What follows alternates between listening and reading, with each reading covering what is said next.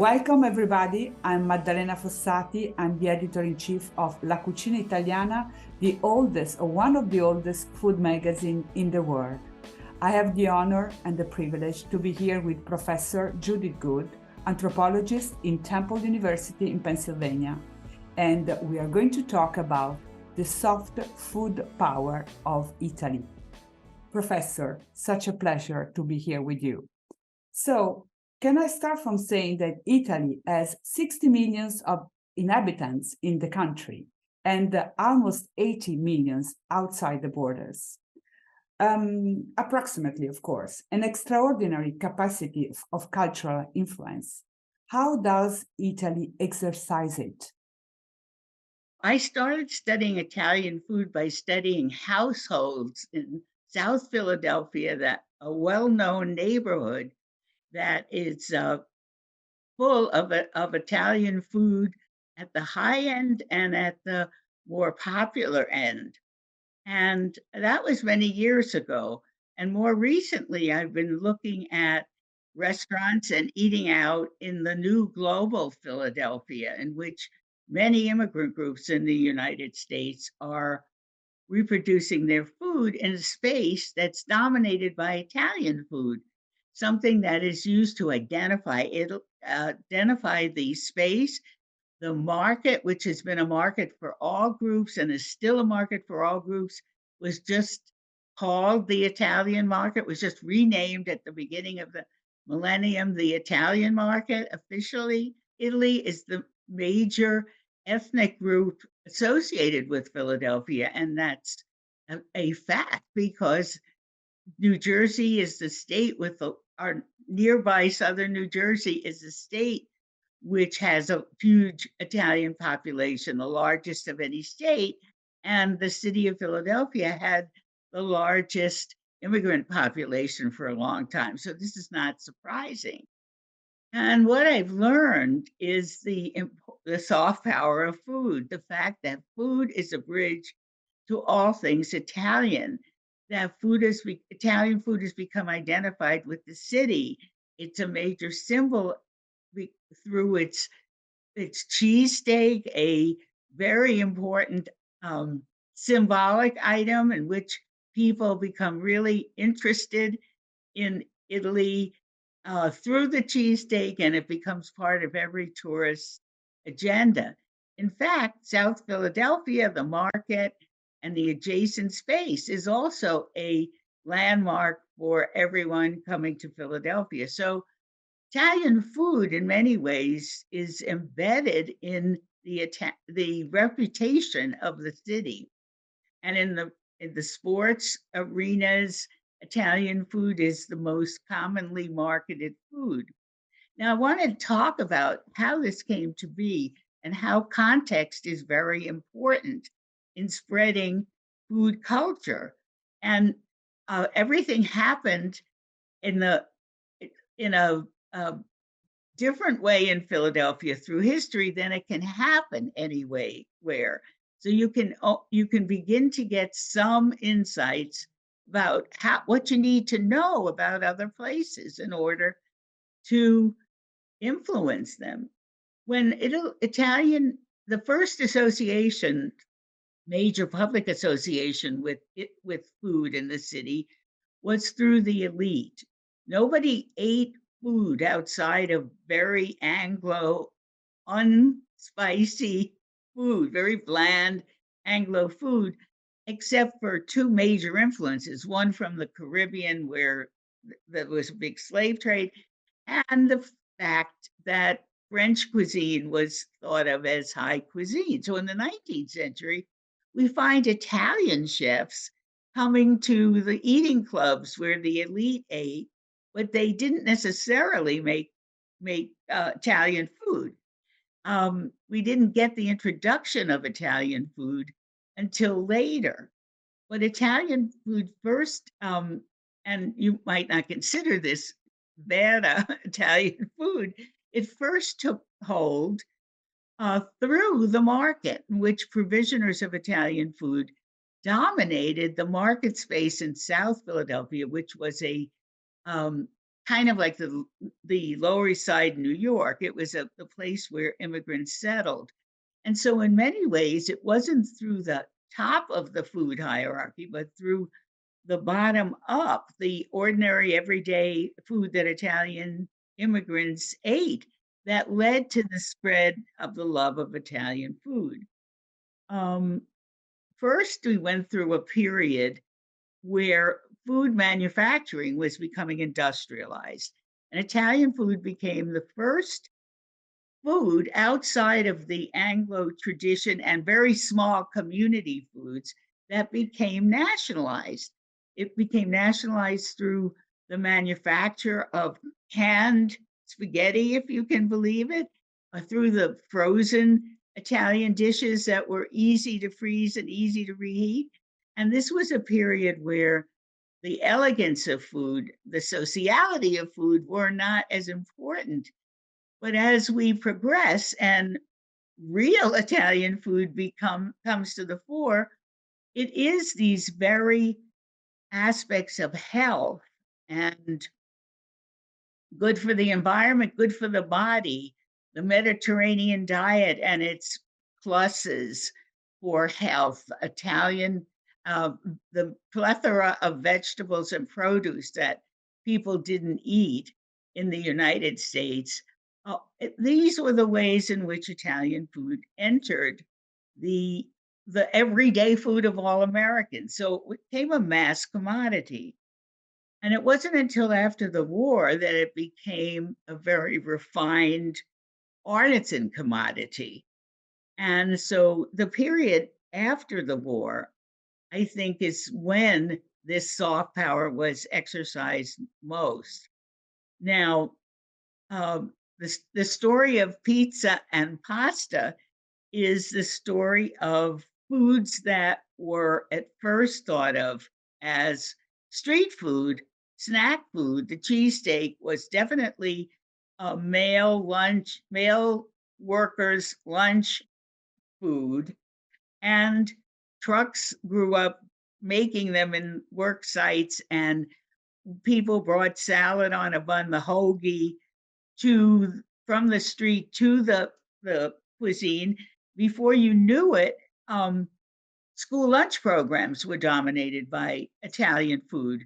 When we first were looking at households, you could see that more Americans ate pasta more times a week than Italians did, because in South Philadelphia, they only had gravy nights or the major pasta meals on alternate days, Tuesday and Thursday. So people didn't eat it every day, but you'd find kids eating some kind of Italian food in school every day. So this was this big sort of takeover by industrial food production. We get back to real authentic food, regional authentic food, with the birth of the foodies in after the war. People, and this is really interesting to watch in food history.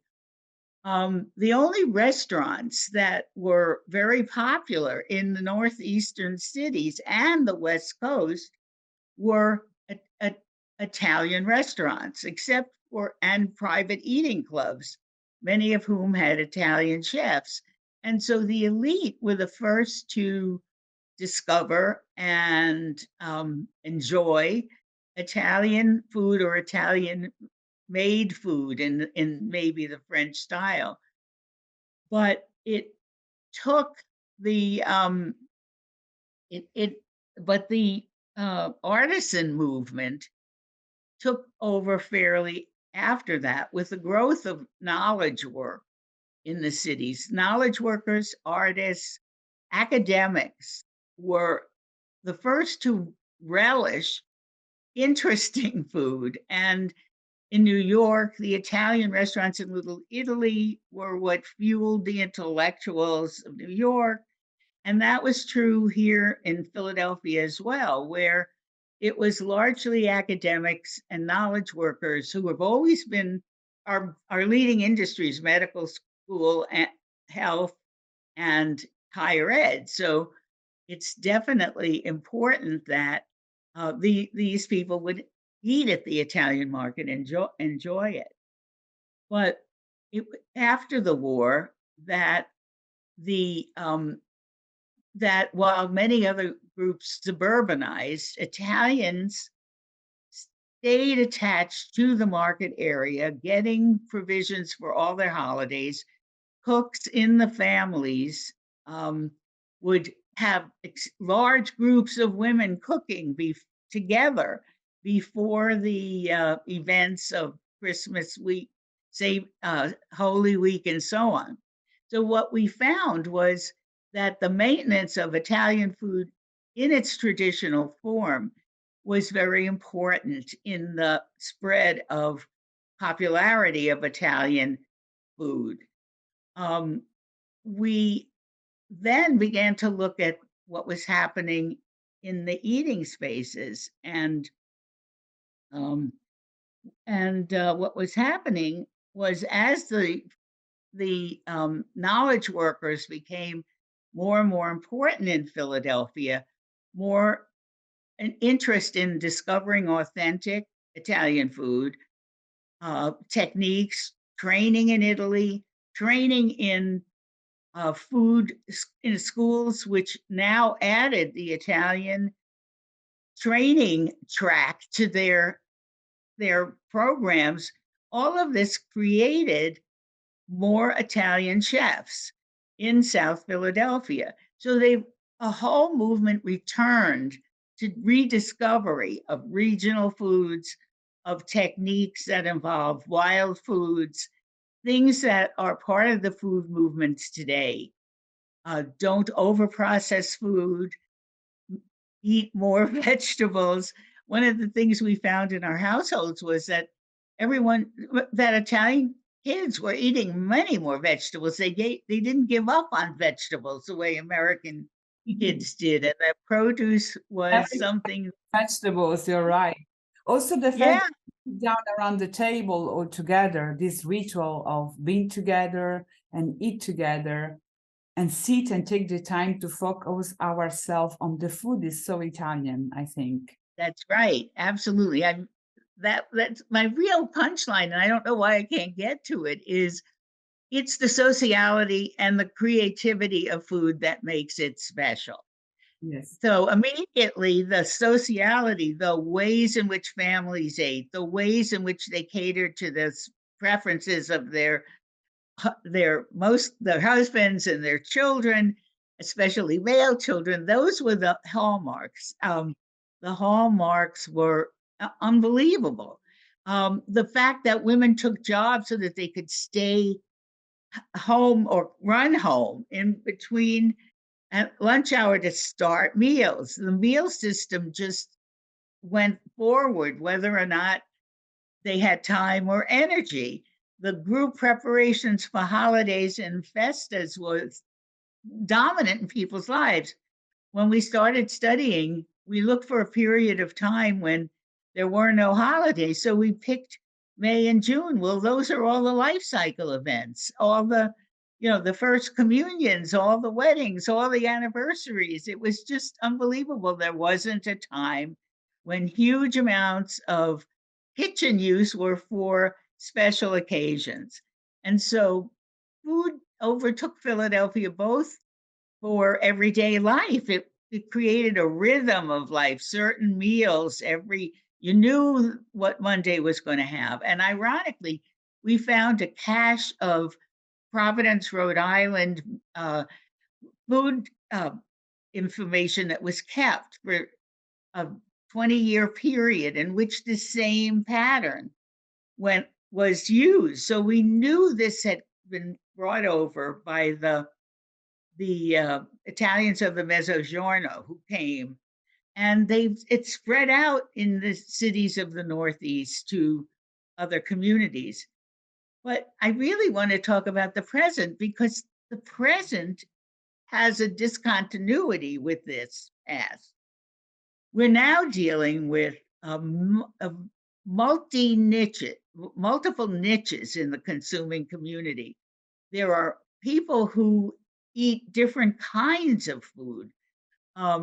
And most importantly, there is the foodie who was invented after World War II. It's the lifestyle work of modern workers, modern knowledge workers who consider food an art, and who consider it able to be ranked and hierarchies, and that Italian food has just risen in the place in the hierarchy that it held.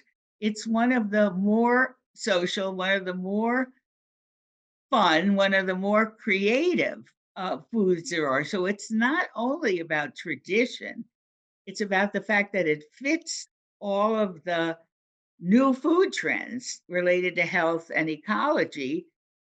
It was a reviled food system. When we started doing our work, someone asked us if we could find out about diseases because there'd been a prejudice against Italian food during the immigration, when it was assumed that all Italians ate was pasta and carbohydrates weren't good for you. And you couldn't spread the word that this was going to become the healthy, looked at as the healthy Mediterranean diet. So that the olive oil, the produce, has become really a leading edge in spreading Italian food. But there's also the way it's eaten, the way it's eaten at a table where the food itself is the decoration, where the food looks good, where people are enjoying themselves at all times. And so Italian food has been totally re-niched in the American food system as a very high level cuisine, but it happened differently in different cities. And in Philadelphia, it was having the elite and the popular foods kind of merge. So now the high end chefs are similar to other high end chefs. They develop a kingdom in Philadelphia and then spread to Las Vegas or New York. They several of them have gone into Brooklyn, the place for real foodies, you know, the one that has all the cutting edge New York food, and they have done well there. So Philadelphia has other ethnic groups that have also performed in a similar way, but not to this extent. And I just wanted to contrast that to when I lived in Japan, because believe it or not, Italian food is the third cuisine. It's a third cuisine in Japan. It became one of the mandatory cuisines, but it's been Japanified in a very different way from the way it's changed in the US. And when we lived in Japan, we were not terribly surprised, but we discovered that Chinese food was considered the highest cuisine, and then French. But Italian was one of the mandatory cuisines that people had to learn. When they learned it by cooking in an Italian kitchen. And so this was a different hierarchy, and every place has a hierarchy of cuisines. So Italian food has to slot itself in to where it has been and where it currently is. Another interesting fact about the camaraderie and sociality of food is not only what happens in the eating, it's what happens in the kitchen. Philadelphia has a huge number of kitchen workers who have started in the same, not only are they trained in Europe, but many of them have been trained at the Culinary Institute of America, and others have been trained in Philadelphia at the restaurant school. They learn their techniques because Italian food is one of the techniques that you learn in cooking school in many cities, but they also cook in Italian restaurants. And so we have a kitchen crew that in South Philadelphia that eats together when they're not working, that collaborates, that invents, that form new partnerships and open new restaurants. it's a bonding system for cross-ethnic groups as well.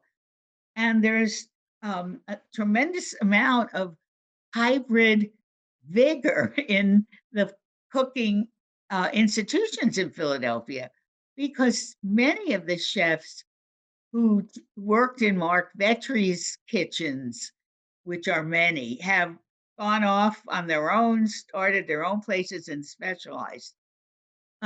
Something coming back to Philadelphia is the Eating Club, where now you do have Italian eating clubs that are based on the original eating clubs that the immigrant groups formed regionally. And a lot of the members belong, but they're not part of the elderly elite. They're part of the young foodie crowd, and they belong to these different social clubs and have tremendous amounts of camaraderie and in the eating and the cooking, and the chefs get to know their customers. One of the things I think that has made Italian food so easy to fit this new lifestyle of foodies and knowledge workers is that they're all at the scale of family businesses. They're all at the scale of a kitchen where everybody knows each other and where they see each other outside. We have now developed supper clubs in people's houses. And ironically, that's the way Italian food began to spread in Philadelphia. Most of the original pizzerias were home-based places that were using houses. From private houses, and then they spread. Absolutely. Right. And the row houses lent themselves to this because they all had basements where second basements, which came from colonial times, but they had second kitchens because of the heat in Philadelphia. And they just began to develop homemade products, and the sales grew from there. And they're still in existence. Other places became upscale after the war. There was a great division after the war based on food laws. There was more inspection of restaurants, and you had to invest in technological equipment if you wanted to if you wanted to cater. And at that point, a lot of the food outlets just remained small because they couldn't afford the investments. Well, small was good, and small allowed them to become bigger later on, because it's the smallness, it's the family-owned trattoria, it's the fact that everybody knows each other, and that it's like an artisan medieval world where you send people to be a journeyman, and that whole anti-modernness of Italian food is what makes it continue to be attractive. French went upscale, and until Southern French food, Provençal food, became part of the Mediterranean diet, it kind of died out because it wasn't healthy. But Italian food at any scale level lived on and became very desirous for the new upwardly mobile populations. So because it's very accessible, and but do you think, Professor Good, that Italians are aware of this huge influence that we have through food all over the planet? Because Italian food is the first beloved food all over the world, and right. There is a huge potentiality of exercising an interesting influence, an interesting, let's say, power, but of course in soft powerness. So are Italians and Italians in general, do you see ourselves, the Italian communities, aware of this? Here, yes. Do we see our Italian community aware of this? Do you feel that the Italian community in America, and specifically in Philadelphia, are aware of the superpower that we have through food, because everybody eat Italian food is so admired, so a daily life, it's influencing actually the daily life of a lot of people in the world. Do you think we are aware of this? Because I think we are connected by food, but not that connected all over the planet. Well, I think that's because of the importance of context. Italy, look at San Francisco. It had an Italian migration as well, and they went into viniculture and became big in viniculture, and they became big in restaurants as well, and Italian food became popular, but it was a different Italian food, a different context. I mean, they came more from northern Italy than southern Italy. So that's what I'm saying. You sort of have to know on certain groupings of places. As you know, Asian foods as Philadelphia became more diverse and as globalization of food systems took place, Italy has an advantage because it's already known and it's already loved. But some Italians, I think, would like it to be loved at a higher scale. I mean, sometimes it's looked at as street food in some cuisines. In Japan, it's valued as a restaurant cuisine or as an eating out cuisine. But in other places, it's just something you grab. It has symbolic meaning in Philadelphia. It has everything in Philadelphia. The symbolic meaning of being associated with the city, being associated with certain spaces that are thought of Italian and can be marketed, being thought of being associated with all this sociability where people go to have fun. They One of the problems I see is that it's been too commercialized. The city uses Italian food for its solidarity, and sometimes it gets watered down.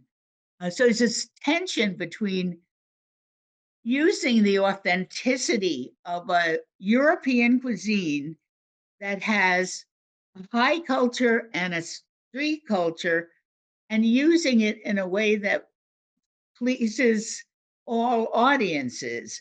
And in that way, it gets watered down. And I'm just wondering whether one should look at who is enjoying it, who doesn't like it, what are the boundaries where the food stops, where people have no knowledge of it, who actually is what groups and classes. Food can be a bonder, it can be a division. In South Philadelphia, the early immigrants, the reason the market diversified so much was that many of the Irish and the Italians were on opposite sides of the garlic boundary or of the good bread boundary, and they use food as a way to discriminate against each other. That's sometimes a barrier in appreciating something. I guess I say food is a gateway to understanding Italy. Mm-hmm. And if the gateway can't be crossed because of a barrier, that's a problem for some places where they have groups that are too nationalistic about their food. Ecological conditions have to be considered. It's is mass appeal better than elite appeal? Those decisions, those things all matter, and it makes it harder to find a simple way to spread. But I think in kitchen training, cookbooks, all, these are all gateways to Italian food also. I mean, the public education stations here have cooking shows with a lot of Italian cooks who are the most popular, and people watch them and get techniques. And it's been really a good way to spread things. And with the internet, everyone getting recipes off the internet, it's, as you say, you've already conquered the world that way. So how do you get further? Well, you get further by looking at new audiences. You the the cosmopolitans have already, it's really the cosmopolitan class that's already absorbed Italian food into its daily life and travels.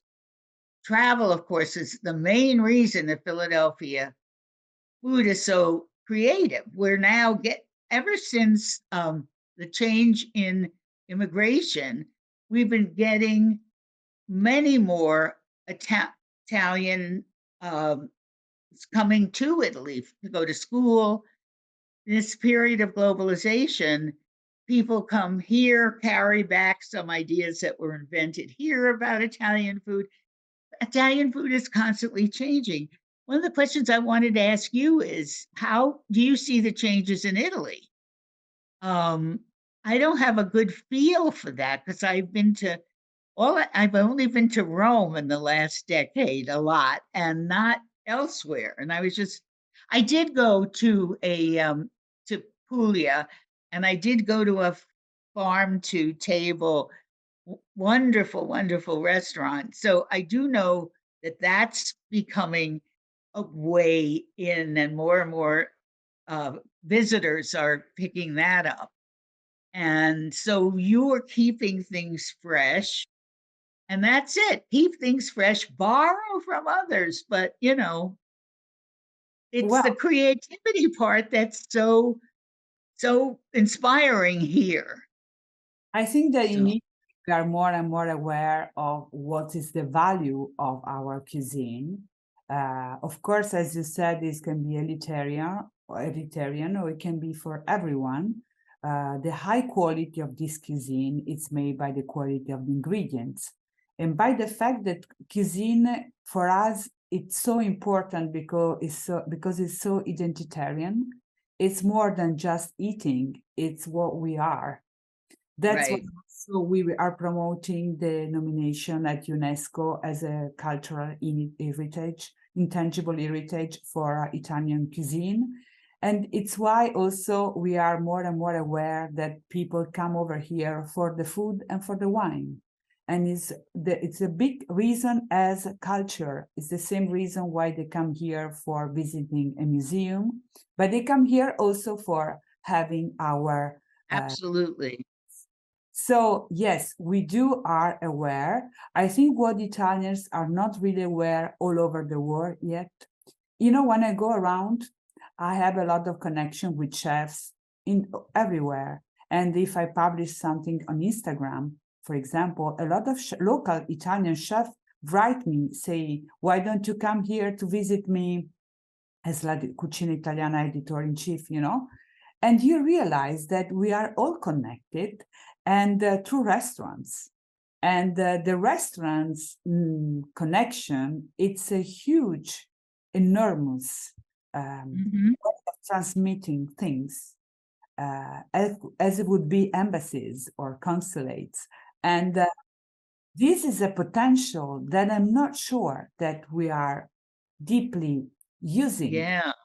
because I think there is a lot to do more and more, beside, of course, first being connected so well, and secondly, really using in a good way this connection. You're absolutely right. It's this networking that is so amazing. And it's the fact that the innovations are traveling in two directions. It's not just one way.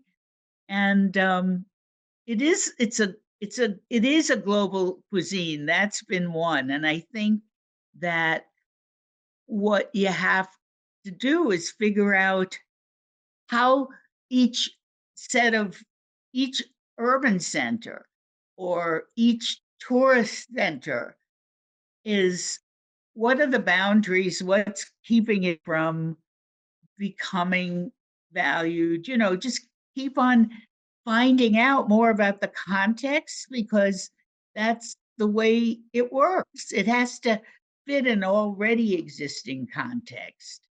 So, Yes. And I think it's important to preserve the identity and being proud of what we are and aware of what we are.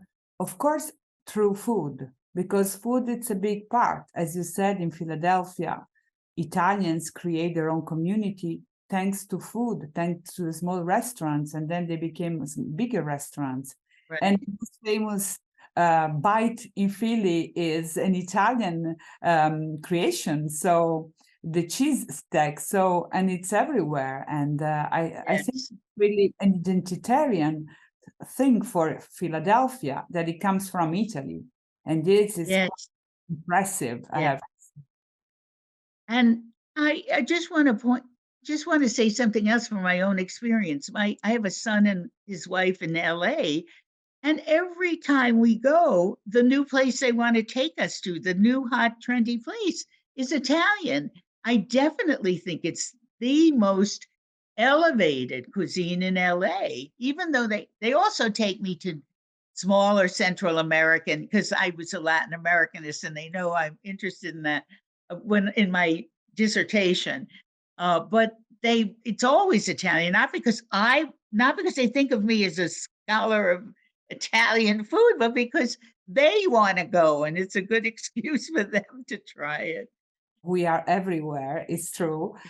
Yeah. And it's so it's such an opportunity to be everywhere, and it's an opportunity that we need to develop in order Yes. to spread our Yes. culture and define who we are.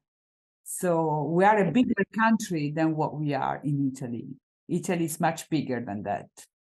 I know, because it always, when I was there, I did a talk at university in Italy, and I realized that everyone had to speak English, because there were books weren't published, in Italian as much as they were in French and English. And my gosh, and German. And, you always had to be way ahead, because Italian, and it's the most beautiful language too, which is such a shame.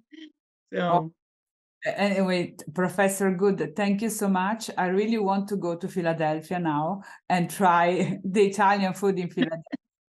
And we wait for you in Italy, so you can try in Milan, where we are, or in our kitchen, La Cucina Italiana. I think that we can exercise this power, becoming aware of what we are and where we are. So I think this conversation, it's a step toward this awareness. So thank you so much. And I think it would be very important for the kind people that are looking at us, if they can read the book, The Italian Legacy in Philadelphia, written by Andrea Canepari and Professor Good. And so thank you so much, Professor, and arrivederci. arrivederci. Thank you so much. Thank you.